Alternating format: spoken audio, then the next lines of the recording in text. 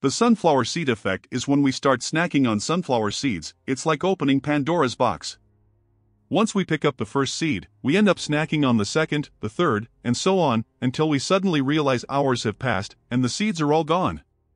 In this era of information explosion, there are more and more sunflower seed-style pleasures that can easily lead us to lose self-control and become slaves to instant gratification. Recently, I attended a lecture where they mentioned that a person's goal should be to break free from dopamine-driven pleasures and pursue endorphin-driven pleasures. Dopamine and endorphins are two hormones in the human body that can provide pleasure, but they operate differently.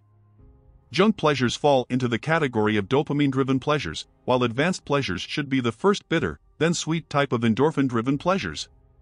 These types of pleasures are obtained through certain efforts and require persistent determination. For example, sticking to a regular running routine can be tough initially, but as we achieve our daily goal of running 5 kilometers, our body becomes healthier, and our mind finds peace during the runs.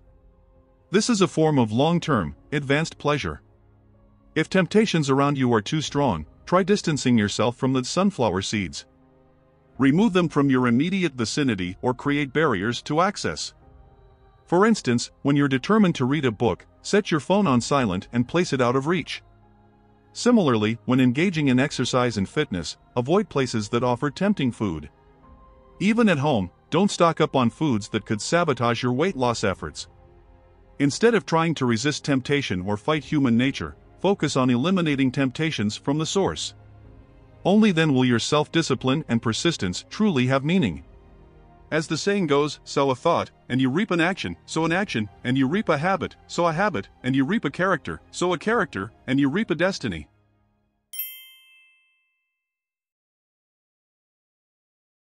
The frequency of forming a new habit is more crucial than the time invested. If you want to increase frequency, make the initial behavior as simple as possible. Some habits may sound easy, like picking up a book anytime at home, but implementing it can be challenging. Trying to finish a book every day is an impossible task. The advice from Atomic Habits is to follow the 2-minute rule when planning to build a new habit. In other words, don't set overly ambitious goals at the beginning. Instead, break your goal into several small tasks that can be done in 2 minutes. For instance, simplify running a marathon to just putting on your running shoes, or reading a book to reading a single page. Even writing a report can be broken down to writing just a paragraph. The power of this principle lies in its ease of continuation, so you won't resist or procrastinate. If you show up at the gym for 2 minutes every day for 5 days, you'll still feel like someone who has developed the habit of exercising, and it will boost your motivation.